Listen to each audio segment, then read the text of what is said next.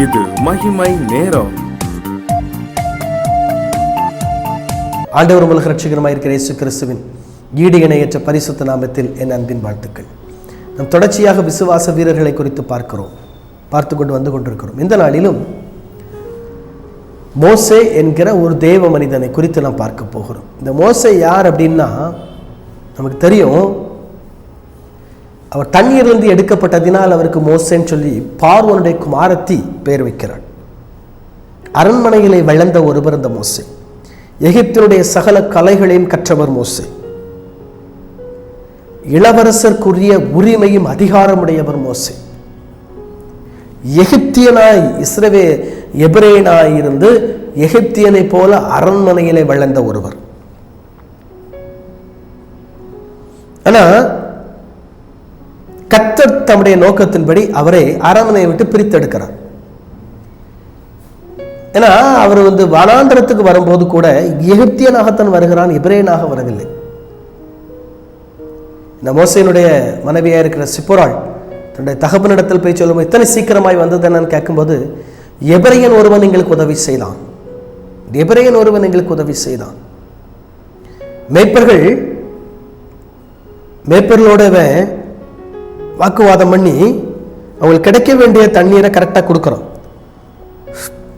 ஏன் விட்டு கொடுக்குறாங்க அப்படின்னா, இவன் அணிந்திருந்த உடையானது, மோசே அணிந்திருந்த உடையானது எபிரேயருக்குரிய உடை அல்லாமல் எகிப்தியருக்குடைய உடை. அது மட்டும் இல்லை, இவன் அரண்மனையில் வளர்ந்த ஒருவன். ஆகவே இளவரசருக்குரிய அந்த உடை அணிந்திருக்கிறார்.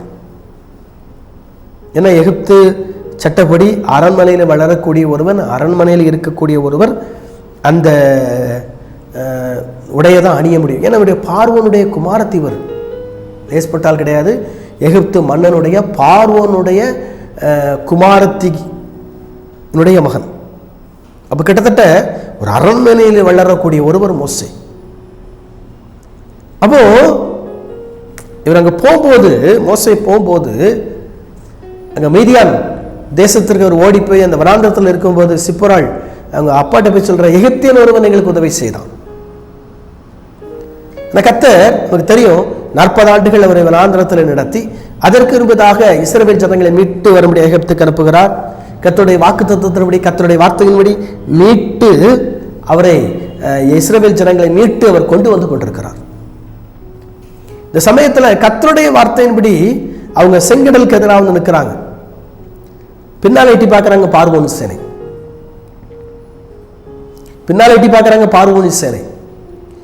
இவங்க பார்வோனி சேனையை கண்டவுடனே உங்கள் நடுக்கம் திகிலும் பிடிக்கிறது. மோசையை பார்த்து சொல்றாங்க, எங்களுக்கு எகிப்தில் பிரேத குழி இல்லைன்னு சொல்லியா நீங்கள் வனாந்தரத்தில் கொல்லும்படி கொண்டு வந்திருக்கிற? முன்னால பாரு செங்கடல் இருக்குது, பின்னால பாரு பார்வோனி சேனை இருக்குது. அங்க போனாலும் சாவோம், இங்க போனாலும் சாவோம், 2 இடத்துல எங்களுக்கு சாவும். செங்கடலுக்குள்ள விழுந்தாலும் சாவும், பின்னால போனாலும் சாவும். 2 இடத்துல எங்களுக்கு சாவும், 2 இடத்துல எங்களுக்கு மரணம். ஆனா மோசே சொல்றாரு, இல்ல இன்னைக்கு பார்க்குற எகிப்தியனை பார்க்க மாட்டேன். கர்த்தர் உங்களுக்காக யுத்தம் பண்ணுவார், நீங்க சும்மா இருப்பீர்கள். கோல நீட்டார், செங்கடல் பிளக்கிறது, இஸ்ரவேல் ஜனங்கள் வெட்டாந்தர வழியாய் நடந்து போகிறார்கள். யாத்ராமத்தின் புஸ்தகம் 14 அதிகாரத்துல நம்ம வாஸ்து பார்த்தோம், தெளிவாய் சொல்லப்பட்டிருக்கிறது. கர்த்தர் உங்களுக்காக யுத்தம் பண்ணுவார், நீங்கள் சும்மா இருப்பீர்கள். யாத்ராகமத்தின் புஸ்தகம் 14 அதிகாரம் 14 வசனத்தை வாசிக்கிறேன். கர்த்தர் உங்களுக்காக யுத்தம் பண்ணுவார், நீங்கள் சும்மா இருப்பீர்கள். 21 அதிகாரம் 14 அதிகாரம் யாத்ராகம் 14 அதிகாரம் 21 வசனம். மோசே தன் கையை சமுத்திரத்தின் மேல் நீட்டினான். அப்பொழுது கர்த்தர் முழுவதும் பலத்த கீழ்காற்றினாலே சமுத்திரம் ஒதுங்குபடி செய்து அதை வறண்டு போக பண்ணினார். ஜலம் பிளந்து பிரிந்து போயிற்று. மோசே கோல நீட்டுறாரு, கர்த்தர் கடலை பிளக்கிறார். செங்கடல் பெரிய கடல், சும்மா இல்ல. ஒரு கோல நீட்டினா கடல் பிளக்குமாங்கிறது கேள்விக்குறியான ஒண்ணு, இந்த உலகத்துல நடக்காது. ஆனா சொல்றது கர்த்தர். மோசேக்கு தெரியும், சொல்லுவது கர்த்தர், சொல்லுவதின் ஆண்டவர். அவரால் முடியும், அவரால் இந்த கடலை பிளக்க முடியும் அப்படின்னு விசுவாசிச்சு. ஆகவே தான் கொலை நீட்டினான். இன்னைக்கு உங்க வாழ்க்கையில செங்கடல் போல பலத்த பாடுகள் மத்தியில் இருக்கலாம், செங்கடல் போல பலத்த பிரச்சனையில் இருக்கலாம். அதை விட்டு எப்படி வெளியே வரப்போறேன், அதை விட்டு எப்படி மீண்டு வரப்போறேங்கிற கேள்விக்குறியில நீங்க இருக்கலாம். இல்ல, பயப்படாதீங்க. செங்கடலை பிளந்த கர்த்தர் உங்களோடு கூட இருக்கிறார். நீங்க அவரை நோக்கி பார்த்தீங்கன்னா விசுவாசத்தோடு கூட, என் வாழ்க்கையில் இப்படி பிரச்சனை இருக்கு ஆண்டவரே, என் வாழ்க்கையில் இப்படி போராட்டம் இருக்கு ஆண்டவரே, என் வாழ்க்கையில் இப்படி நெருக்கம் இருக்கு ஆண்டவரே, செங்கடலை பிளந்தீரே, அதே போல என் வாழ்க்கையில் இருக்கிற பிரச்சனையை மாற்றி போடும். செங்கடலை பிளக்கிறது மட்டும் இல்ல, முன்னால் சென்ற அக்கினி ஸ்தம்பம் எகிப்தியருக்கும் இஸ்ரவேலருக்கும் மத்தியில வந்து நிற்குது. அதனால எகிப்தியர் வந்து இஸ்ரவேலரோட நெருங்க முடியல, அந்த அக்கினி ஸ்தம்பம் மத்தியில் நிற்கிறது.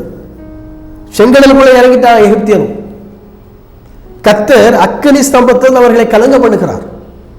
ஆனா அதே செங்கடல் மூடினது. பார்வோனின் சேனை ஒன்னும் வெளியே போகல, ஒன்னும் வெளியே போகல. துரத்துக்கிட்டே பின்னால வர்றாங்களா? பிரச்சனை துரத்துக்கிட்டே வருதா? போராட்டம் துரத்துக்கிட்டே வருதா? நெருக்கம் துரத்துக்கிட்டே வருதா? ஒண்ணுக்கு மேல ஒண்ணு, ஒரு பாட்டுக்கு மேல ஒரு பாடு, ஒரு பிரச்சனைக்கு மேல ஒரு பிரச்சனை, ஒரு போராட்டத்துக்கு மேல ஒரு போராட்டம் உங்களை துரத்துக்கிட்டே வருதா? Don't worry. பிரச்சனையை அமிழ்ந்து போகத்தக்க, பிரச்சனையை மடங்கடிக்கத்தக்க வல்லமை உள்ள ஒரு ஆண்டவர் இருக்கிறார். இங்க பிரச்சனையை பார்க்க கூடாது.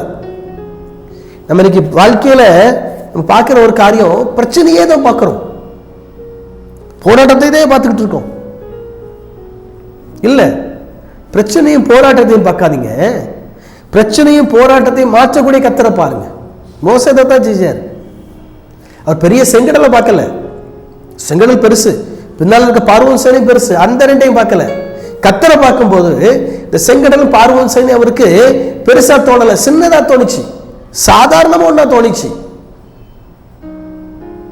இதை விட கர்த்தர் பெரியவர் அப்படின்னு விசுவாசிச்சார்.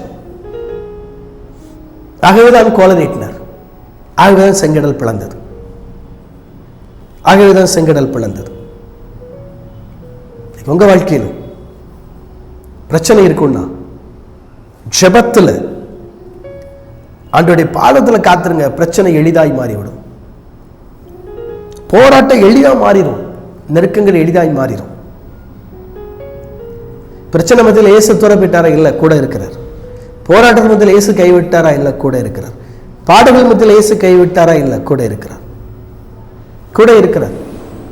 கூட இருந்தவர் உங்களை நடத்துகிறார், கூட இருந்தவர் உங்களை நடத்துகிறார். ஒரு சமயத்தில் தஞ்சாவூர் என்கிற பகுதியிலே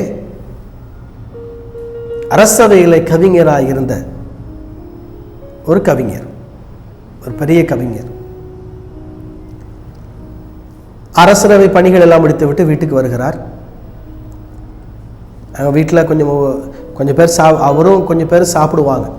அவர் வீட்டில் பயிலக்கூடிய கொஞ்சம் பேர் இருக்காங்க, சாப்பிடுவாங்க. சாப்பாட்டுக்கு ஒரு 30 பேர், குறைஞ்சபட்சம் 30 பேர் இருப்பாங்க. அப்போ அன்னைக்கு இரவு உணவு இல்லை, இரவு உணவு இல்லை. அந்த கவிஞருக்கு இருக்கிற வருமானத்தில் அவளெல்லாம் செய்ய முடியாது அவரால். அவருடைய அந்த கவிஞருடைய மகள் வந்து கவிஞனை பார்த்து சொல்லுகிறார், ஐயா, இன்று உறவு நமக்கு யாருக்கும் உணவு இல்லை, ஆகவே தண்ணீரை குடித்து விட்டு உபவாசம் பண்ணி ஜெபித்து விட்டு படுத்துக் கொள்ளலாம். அப்போ இந்த அரசரவை கவிஞர் சொல்லுகிறார், அப்படியா, ஒன்றும் பயப்படாதே,